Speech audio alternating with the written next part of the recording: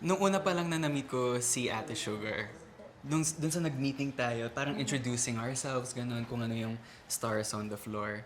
Parang si Ate Sugar yung na-feel ko, oh, parang same kami ng energy. Parang okay, mother and son, ganun.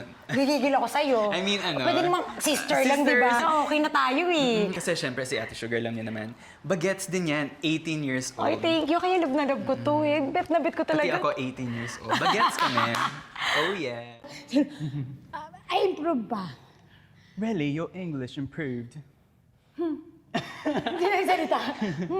Diba? Hindi yun talaga. Parang nag-drive kami agad. Kasi nga, diba, alam niyo naman ako, diba, parang lahat naman pwede kong makisama. Pero siya kasi matutuwa kasi yung salita niya, yung social, alam mo yun, gusto ko yung mga gano'n, diba? Well, social pala ako. Oh, diba? Diba, ganyan siya, nakakaano siya, yung kahit pagod ka, matatawa ka sa kanya. Kasi nga, mahinhin, alam mo yun, tapos magaling pa, so nakakatuwang paglaruan, ganyan siya. Ano yun? Parang marami yung Ayan, thank you, Coach. Love you. Pagtigaan mo kami. Energy, ganyan. Tsaka una ko nakita siya, ang kinis, di ba? Hindi man. Ito, nag-break out ako dahil sa stars on the floor.